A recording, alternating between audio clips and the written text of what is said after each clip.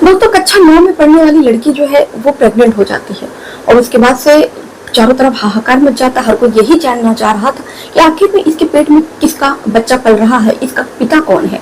तो उसके बाद से दोस्तों जब इसका खुलासा होता है और उस शख्स का नाम सामने आता है तो दोस्तों हर किसी के तोते उड़ जाते हैं। और आप भी जब सुनेंगे तो आपको भी बिल्कुल सोचेंगे कि ये कैसा कलयुग समाज आ गया है। दरअसल दोस्तों उस लड़की के पेट में जिसका बच्चा होता है वो बल्कि कोई और नहीं बल्कि उसके पिता का ही बच्चा होता है। ये घटना जब सोशल मीडिया पर निकल के सामने आती है तो लोग चारों तरफ लोग यही मांग कर रहे हैं कि उस पिता को फांसी होनी चाहिए और 1 महीने के अंदर फास्ट ट्रैक में इस मुकदमे को देखा जाना चाहिए और 1 महीने के भीतर ही इस बाप को फांसी होनी चाहिए। ये उन लोगों के लिए सबक होगा कि जो बाप जो है जो अपनी बेटी के साथ ऐसा गंदा काम करते हैं। तो चलिए दोस्तों ये जो घटना को आपको सिलसिलेवार से हम बताते हैं कि ये घटना कहाँ की है और दरअसल ये माजरा क्या है। तो दोस्तों इस घटना का मैं आपको जिक्र करूं इससे पहले आप लोगों से एक गुजारिश है कि दोस्तों अगर आप चैनल पर नए हो तो चैनल को दोस्तों सब्सक्राइब कर लो, वीडियो को लाइक कर लो, बेल आइकन को क्लिक कर दो। आप चाहते हो कि मैं अपनी वीडियो में आप लोगों का नाम लूं तो अपने नाम के साथ साथ अपने जिले, मोहल्ले, कस्बे का नाम कमेंट में करके जरूर बताया करें। तो चलिए दोस्तों इस घटना की शुरुआत करते हैं। दरअसल दोस्तों ये मध्य प्रदेश की घटना है। मध्य प्रदेश में एक छोटा सा गांव लगता है जिसका नाम छिंदवाड़ा है। छिंदवाड़ा के आसपास जो भी गांव है वो बहुत ज्यादा पिछड़ा हुआ गांव है। वहाँ के लोग जो है वो बहुत ज्यादा जागरूक नहीं है, बहुत ज्यादा पढ़े लिखे नहीं है। वो अपनी बेटियों को ज्यादा पढ़ाने लिखाने में विश्वास नहीं करते हैं। उनका ये मानना है कि लड़की जो है 12 पास कर ले या 10 पास कर ले तो जल्दी से जल्दी उनकी शादी कर देनी चाहिए, लड़कियों के लिए बहुत ज्यादा सही होता है। अब ऐसे ही छिंदवाड़ा गाँव का रहने वाला एक परिवार जो काफी छोटा, बेहद सुखी संपन्न परिवार था, लेकिन उसकी सोच जो थी वो थोड़ा सा मॉडर्न ख्याल की थी। उनकी सोच ऐसी थी कि बेटियों को पढ़ाना चाहिए, शादी ब्याह जो है वो तो एक न एक दिन लड़कियों की हो ही जाएगी, लेकिन उससे पहले अगर लड़कियां पढ़ लिख कर अपने पैर पर खड़ी हो जाएं तो ये उनके लिए ज्यादा अच्छा होगा। के बारे में मैं आपको बात कर रही हूँ, उसमें एक अमित कुमार का परिवार रहता है। अमित कुमार जो पत्नी थी जिनका नाम सरिता होता है और उनके 2 बच्चे होते हैं। लेकिन दोस्तों जो सरिता थे, अमित कुमार जो थे, उनकी एक्सीडेंट में उनकी मौत हो जाती है। उसके बाद से जो सरिता होती है, उन बच्चे छोटे छोटे होते हैं तो घर वाले जो होते हैं समझाते हैं कि तुमको दूसरी शादी कर लेनी चाहिए। तो ऐसे में पहले तो सरिता जो थी शादी से साफ इनकार कर देती है, लेकिन जैसे जैसे वक्त गुजरता है उनकी जिंदगी में एक शख्स आता है जिसका नाम राज रहता है। राज और सरिता की पहले दोस्ती होती है, फिर राज का अक्सर सरिता के घर पर आना जाना रहता था और सरिता के बच्चों को वो भी बहुत प्यार करता था। जब भी आता सरिता के बच्चों के लिए चॉकलेट लेकर आता।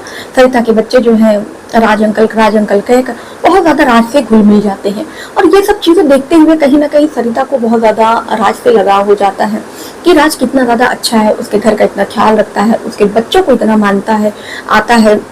और जब भी सरिता को कोई काम रहता तो सरिता एक फोन बस राज को करती, तो राज जो है कहीं भी रहता वो सारा काम अपना छोड़कर वो दौड़े दौड़े सरिता के घर आ जाता। अब सरिता उसकी राज की अच्छाइयां देखकर उस पर फिदा हो जाती है और उससे वो प्यार करने लगती है और उसके बाद से ये जो प्यार है धीरे धीरे और आगे बढ़ता है। उसके बाद से सरिता जो है अपने परिवार वालों से राज के बारे में बताती है कि राज उसे बहुत अच्छा लगता है और राज बहुत अच्छा लड़का है। हालांकि परिवार वाले राज के बारे में जानते थे तो सरिता को हर कोई यही कहता है कि नहीं, ये तुमने बहुत सही फैसला किया है, तुम राज से दूसरी शादी कर लो।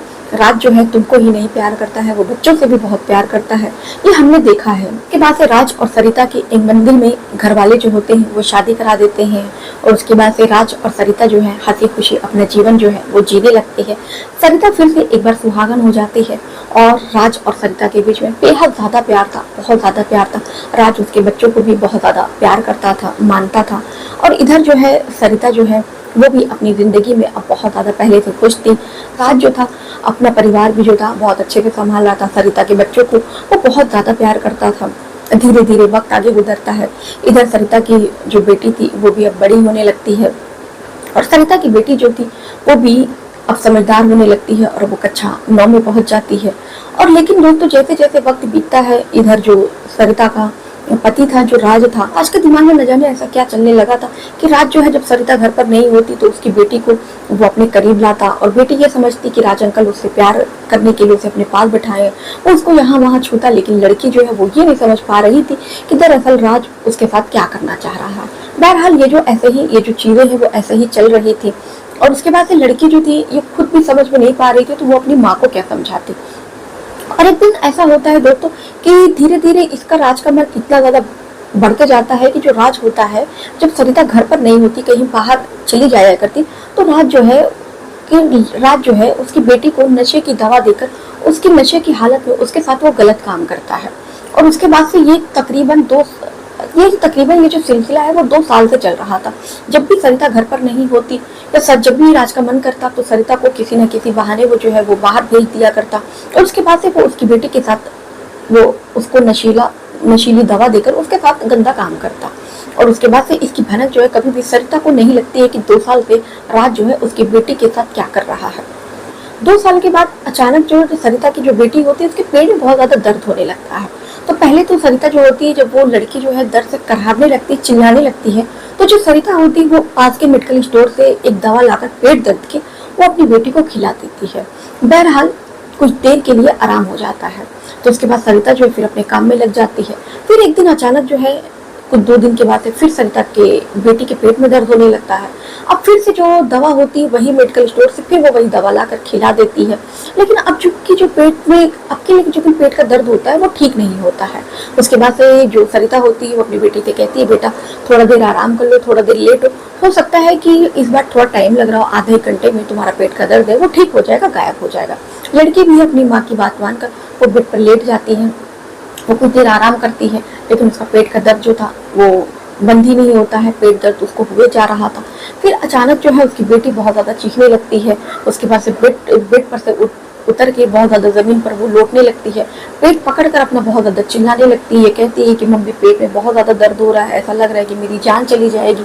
फिर उसके बाद से जो सरिता होती है तुरंत जब अपनी बेटी की ये हाल देखती है तो तुरंत जो है वो एम्बुलेंस को फोन करती है और एम्बुलेंस बुलाती है। इधर 5 मिनट में एम्बुलेंस आ जाती है। सरिता जो है अपनी बेटी को लेकर अस्पताल जाती है, वहां पर इमरजेंसी में अपनी बेटी को दिखाती है। डॉक्टर जो होता है सरिता की बेटी की जांच करता है और उसके बाद से डॉक्टर को भी समझ में नहीं आता है कि ये आखिर में ये इतना पेट दर्द क्यों हो रहा है। डॉक्टर जो तुरंत एक दर्द का इंजेक्शन देता है, लेकिन सरिता की बेटी का जो पेट दर्द था वो ठीक उतना नहीं होता है, बहरहाल थोड़ा आराम हो जाता है। सरिता की बेटी को थोड़ा सा पेट दर्द में आराम मिलता है तो डॉक्टर जो होता है वो कहता है कि आप ये जो जांच है, एक अल्ट्रासाउंड है पेट का, मैं लिख रहा हूँ, आप इसको करा लीजिए। तो बहरहाल उसके बाद जब सरिता की बेटी को थोड़ा आराम मिल जाता है, वो चलने फिरने लायक हो जाती है, तो सरिता जो होती है फिर अपनी बेटी का अल्ट्रासाउंड कराने के लिए जाती है। फिर डॉक्टर जो कहते हैं, देखिए अल्ट्रासाउंड करा के उसके बाद जब आपको ये रिपोर्ट मिलेगी आप मुझे लाकर दिखाइएगा। तो फिर सरिता कहती है कि डॉक्टर साहब अभी मुझे लेट हो गया, शाम हो गई, अब मुझे घर भी जाना है, मेरी बेटी को भी आराम हो गया है और मुझे घर में काम वाम करना है, खाना बनाना है अपने पति के लिए, मेरे सास ससुर भी मेरी राह देख रहे होंगे।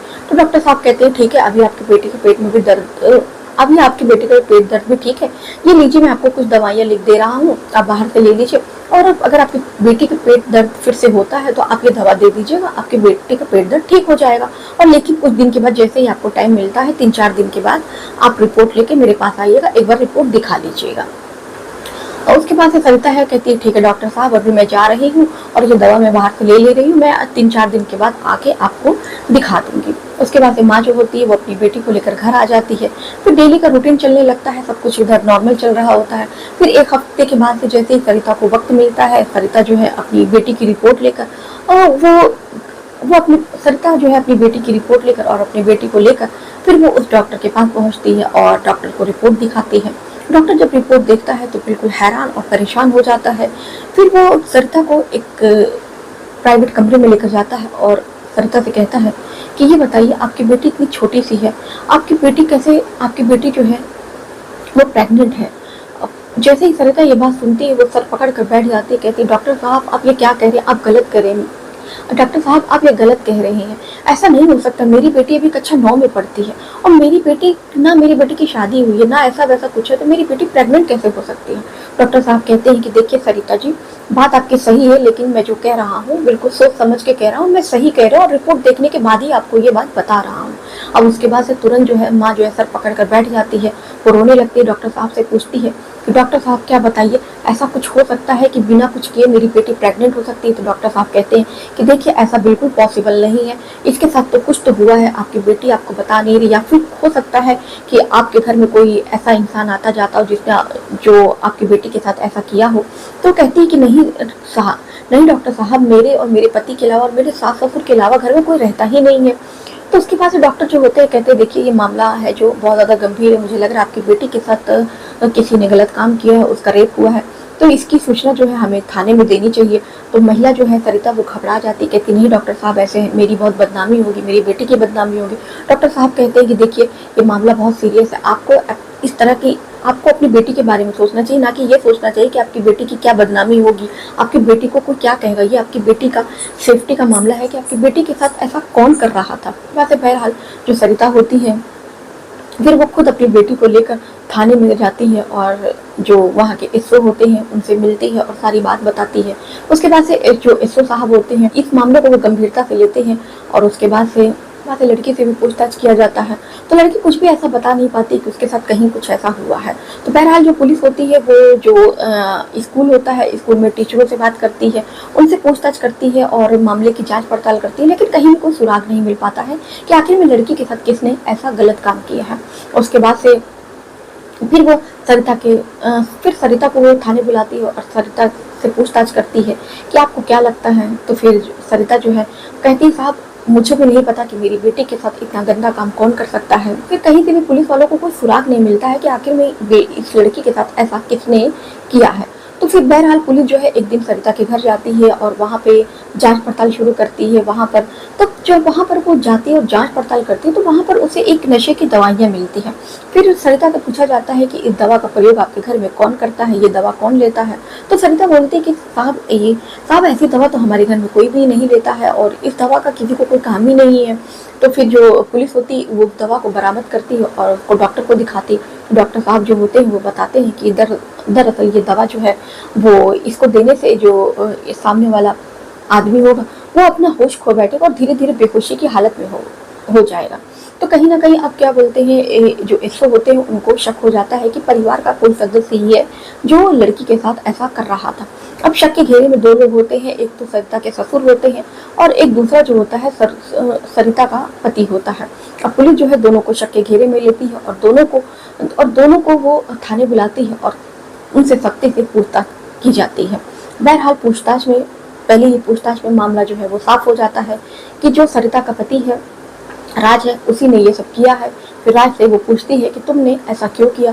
तो बताता है कि दरअसल वो मेरी सगी बेटी नहीं थी और फिर जब सरिता के साथ मैं उसके साथ फिजिकल होता था तो पता नहीं क्यों एक टाइम के बाद से मुझे बहुत अच्छा लगता था। मैं 2-3 साल 4 साल उसके साथ किया तो मुझे, लेकिन फिर बाद में 5 साल के बाद मुझे सरिता वो मजा नहीं दे पाती थी जो मुझसे से पहले मिलता था। तो फिर मेरी नज़र जो है सरिता की बेटी पर पड़ी। पता नहीं कि उसकी बेटी मुझे बहुत ज़्यादा अच्छी लगने लगी। जब वो मेरे पास आती, जब मैं उसे छूता तो मुझे कुछ और ही अच्छा लगता।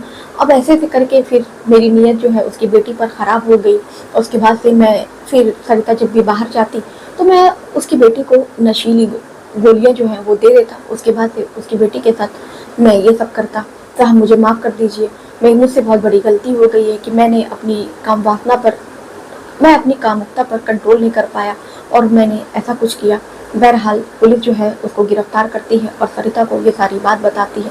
सरिता को विश्वास नहीं होता है कि उसका ही पति जो है जिससे वो इतना प्यार करती थी कैसे वो ऐसा कर सकता है। सरिता ये बात सुनती है तो बेहोश हो जाती है और सरिता जो है वो सदमे में आ जाती है। फिर सरिता के जो सास ससुर थे सरिता को समझाते हैं कि सरिता देखो तुम्हें होश में आना पड़ेगा, तुम इस तरह परेशान मत हो, जो होना तो वो तो हो गया, तुम अपने 2 बच्चों का मुँह देखो, तुम्हें अपनी बेटी को भी हिम्मत देनी है, तुम्हें अपनी बेटी को भी समझाना है। अगर तुम ही ऐसा करोगी तो तुम्हारी बेटियों को क्या होगा। बहरहाल दोस्तों पुलिस जो है राज को गिरफ्तार करके वो जेल में भेज देती है। और दोस्तों देखने वाली बात होगी अदालत जो है इस पर क्या कार्रवाई करती है। हमारा जो कानून है दोस्तों वो इतना ढीला है कि इसको सजा होने में दोस्तों कम से कम 25 से 30 साल लग जाएगा। ये भी हो सकता है कि इतने में राज जो है उसकी मौत हो जाए। तो दोस्तों ये जो घटना है इस घटना पर आपकी क्या राय है, अपनी राय कमेंट में करके ज़रूर बताइएगा। तो मिलते फिर ऐसे किसी और घटना के साथ। अभी तक दोस्तों आपने चैनल को सब्सक्राइब नहीं किया तो जाते जाते दोस्तों चैनल को सब्सक्राइब कर देना।